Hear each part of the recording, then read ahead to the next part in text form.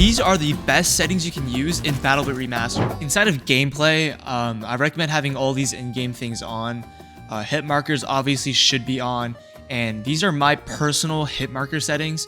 I have the hit marker on 1, 10, 0.5, 0.5, which is relatively small. I just think it's because the hit marker sizes sometimes can be too cluttery on my screen, considering that the UI in BattleBit's already kind of cluttered. These are my headshot settings. My headshot is pretty big.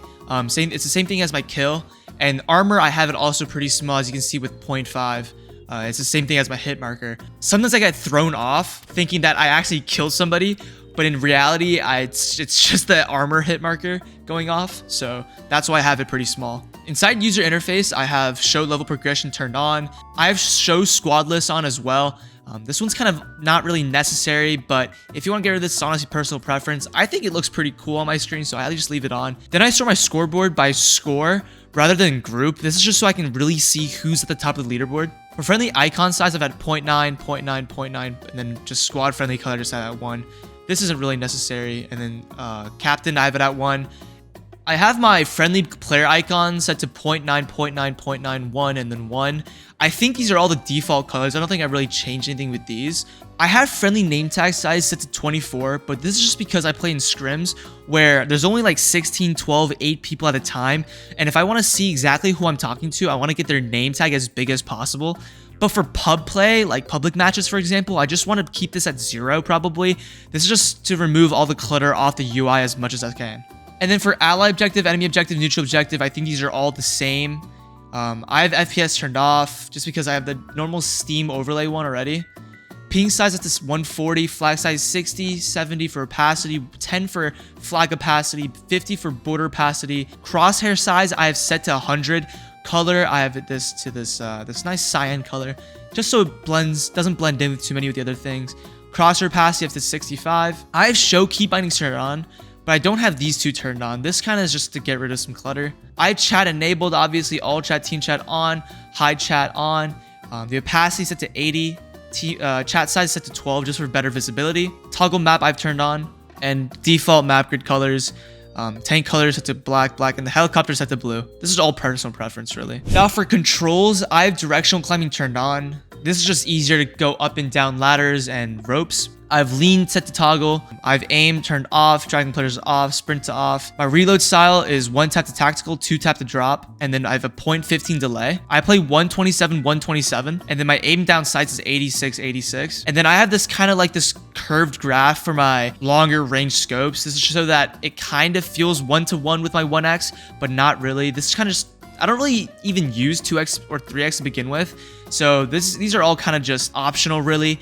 I really only use 1x, so I just have this set to 100 and then 86, 86 over here. For key bindings, these are all obviously X and Y movement, WASD. I have toggle crouch as C, and then prone to left control. Lean right to left, I have it to Q and E. Now, this is kind of controversial, but I honestly recommend setting vault to jump to different keybinds, but I've honestly just gotten so much in the habit, I can't break it, so I just have it on space for both of these. I have drag players to F, but then I also have it on 3, so I'm able to drag people while bandaging them at the same exact time. These are my drone commands. These are all, I'm pretty sure these are all kind of default. Night vision I've set to N, and then these are also all pretty much default. I have zeroing adjustment key to left alt, so then I can just use my scroll wheel if I hold down alt to zero my thing if I really do want to. By default, I'm pretty sure right mouse button is set to steady aim. Honestly, I would just leave it on left shift only. This is so that when you're holding down your ADS key, you don't just start steadying your aim. This way, you have to manually left shift to steady your aim. And obviously R for reload. Combined magazine, I have it just directly on my mouse. I got rid of magazine check completely. It's right next to my G key, so sometimes when I'm trying to throw a nade, I actually check my mag, so I just got rid of it. Safety mode, I should probably change that too, honestly. Just get rid of that. I don't really fat finger J, because J's all the way over there, but, you know, just get rid of it. Switching to the next side, this is for canted sights. I don't really use canted sights, so I'm just leave these on default. Lasers, I also have on my mouse too, and then flare switching, I have it on caps lock. I don't have switch next weapon onto my mouse. This is so I don't kind of like fidget too often. I kind of have it more purposeful on my 1 and 2 and 3 keys. These are my loadout keybinds too. My interact keybinds, F, X, caps lock, J, and J. I don't really play cash runs, so this J keybind's kind of pointless, but J for push is kind of useful sometimes, I guess, but not really. These are my build keybinds, social keybind to home and all that. VoIP, VBN, these are kind of just all whatever. Ping, I have set to middle mouse button. This was pretty important actually. M for map, zoom in. I just have it. I don't really have it. I just have it on scroll wheel. Scoreboard on tab, but this was pretty important. I recommend having squad leader menu bound to a key on your mouse. This is the one that I talked about in my video where it would be the Fortnite, pretty much just building like Fortnite. This one I recommend having it somewhere on your mouse. Hide UI, just have it on page up. If it doesn't really matter, but this is nice for thumbnails if you guys want to take cinematic screenshots of the game. For vehicles, E engine on, lights on, all this stuff. Speed boost. Oh yeah, guys, a lot of people don't know this. You can actually do speed boosting in your vehicles by clicking left shift. If you hold down left shift while you hold down W on your keyboard to go forward, you'll actually have a speed boost and you'll actually move faster. These are all default armor piercing shells. I don't really play in vehicles, and these are all my default helicopter keybinds. Not really anything too special. I play normal native resolution 16:9, so I just have this on 1920 by 1080. And then for screen mode, I have on maximized window. This is so that I can decrease my input delay. Screen scale set to 125 because I'm pretty sure your game actually looks better on a higher screen scale, even though it doesn't seem like it. It looks like anti-aliasing if I'm pretty sure. Max FPS, I have this at 1400. This is so I get just the maximum frames possible. This is also to decrease input delay. Brightness, I have it set to 125. Field of view, 103, 103. This is honestly all personal preference. Please turn down screen shake to 0 though. In the graphics settings, disable shadows. This, so 250, 650. Anti-aliasing I have it turned off.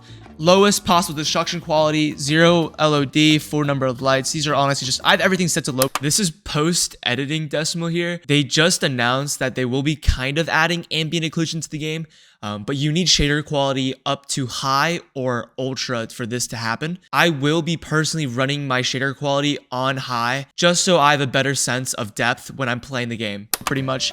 As low as it possibly can be. And then I have brightness and coloring turned on. This just makes the game more saturated, looks better overall. And then I have contrast intensity turned to 0.